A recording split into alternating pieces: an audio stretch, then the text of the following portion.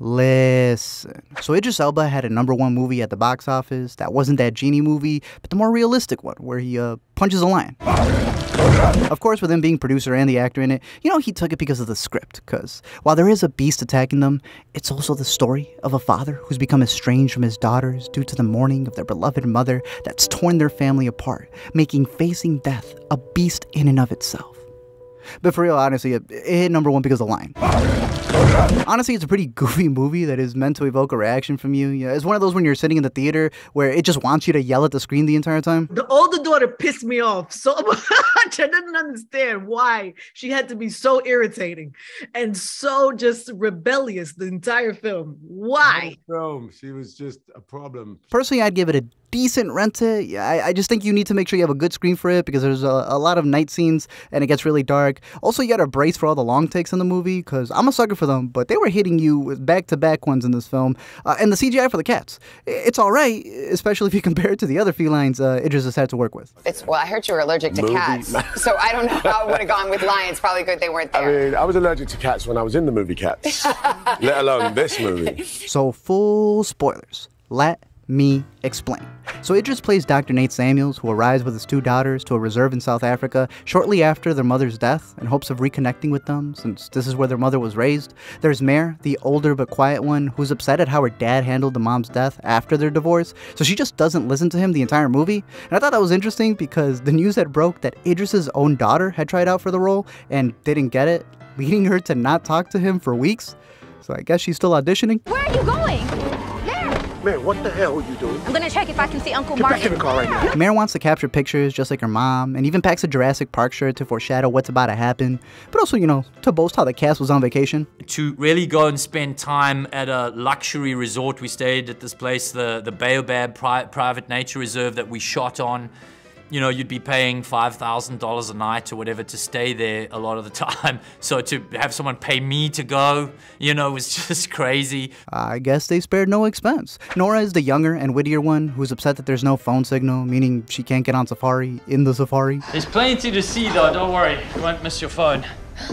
This is so back in the day. Martin's the biologist who helps run the reserve and even introduced Nate to his wife, so that's why the girls see him as an uncle, and the lions must see him as Mufasa, because no lie, they had this man cuddling up with the lions like it was a BuzzFeed puppy video. Nate vents to Martin because he feels guilty about splitting with his wife right before she got the big C, and then just not getting close to her after her diagnosis. Like, I guess she already was dead to him before she passed, so now he's drinking so hard that Martin has to water down his from the well. Remember doing the scene where he was drunk? I was just like, dude, come on, man. I'm watching him as part of the actor, and then this part of me is just watching him as an actor. Got us another bottle before we can't stand up. Always thinking ahead. That's what I like about you.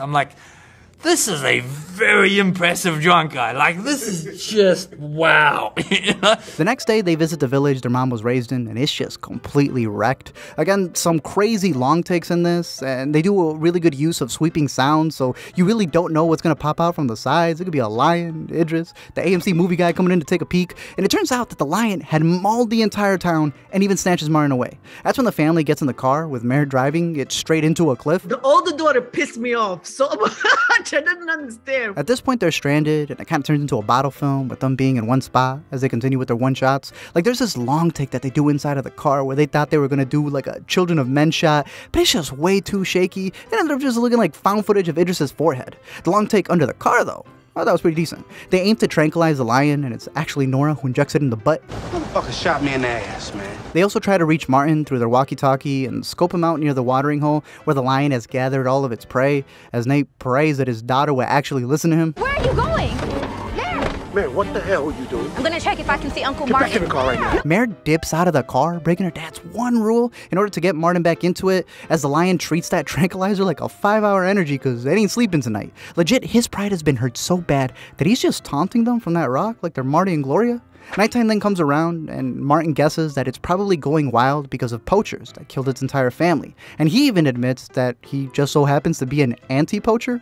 The people who poach poachers. That's what stops them from actually getting rescued from a crew who pulls up on them, because they recognize Martin as the dude who took out a couple of their own men. But before they can take out another family, the lion comes back in and makes that crew go extinct, since lions are also anti-poachers. It also pushes the themes of the movie that man is a true beast. What the human being has done to this particular lion is beast-like. It's ferocious and unfair, right? But what, you know, mourning and the death of, you know, his ex-wife and their mother is also a beast, you know?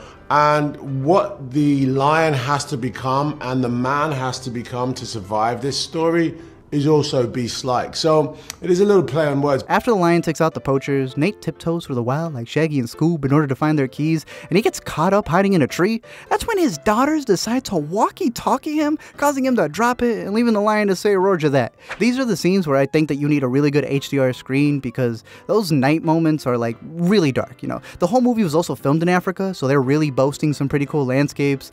But I'll be honest, the CGI was a little fuzzy at times. Like, it's no 2019 Lion King, because, you know, they're showing emotions, but it's still better than Idris's other cat films. I don't want to name names. There's this one film that I did where my feet were sort of floating across the ground and they weren't really, didn't look real. So I would suggest that they speak to these incredible guys at the frame store who killed it. Nate is able to escape the lion and snatches their keys as Martin sacrifices himself to give them a lead, blowing himself up as the family drives away. Now, I know that Idris is playing a doctor in the movie, but he must have also been playing a miracle healer because these injuries just come and go. I swear Idris had his leg and thigh bit when he was hanging out the window. Dan, you're giving that lion a two-piece. Well, listen. They drive through this abandoned schoolhouse that the poachers have taken over and everyone knows about, and we keep with the long takes as they take a long time to find these supplies. And honestly, at this point, the movie should be over. You know, it's a wrap. You have your daughters. It's good to go. But, of course, the lion pulls up again because there's got to be a final fight. Daddy's little girls stay back at the school as he treks beyond the perimeter in order to throw paws, and it's a whole kerfuffle. Like, they end up going 3 rounds. They had an audience. I thought they were going to pull up with a CGI Don King, and I don't care how low Simba's HP bar is. There is no world where Idris is going full knuckles on a beast. I'm like Superman. Idris gets down to the wire when all of a sudden the lions that were watching then decide to come in before he bleeds out and even kill the rogue lion, who at this point I kind of felt bad for. 28 weeks later, he's recovered and they all just go back to the preserve to take a picture proving that they didn't learn their lesson. Where are you going? Man, what the hell are you doing? I'm gonna check if I can see Uncle Get Martin. back in the car right now. Thank you all for watching this video. A really quick one on a movie that just came out. It was very interesting because I searched this one up and there's Beast 2022 American film according to Wiki, and then Beast 2022 Indian film. So if the other one is any good, let me know, put it on my radar. But as for this one, goofy but decent watch as a rental. I feel like we're in that era where they market the lion or the alien or whatever the monster is that's in the movie as a villain in the trailers, and then you watch it and the movie goes, how dare you see them as a villain? Don't you know they're misunderstood? Yet they always kill them at the end, so I don't really see the point that they're making. But other than that, I'm curious to know your thoughts down below in the comment section. I know the producers shouted out Jaws and Cujo for this. A little bit of a chuckle when they said come and see, because I feel like everyone wants to like quote that movie nowadays when they're directors, but it's very clear that The Revenant was what Idris wanted to make. I just happen to I have a tattoo on my chest that says Lionheart. I've had it for years. So I'm kind of like close to the species. I love lions. I'm curious to know your thoughts about this one and anything else down below in the comment section. Don't forget to comment, like, and subscribe, and I'll send you on a safari. On the door, she sees something just hanging on for dear life, wet and hairy with wings. And she goes, what is that? I turn around. Listen, I got out there so fast. You left your wife? What?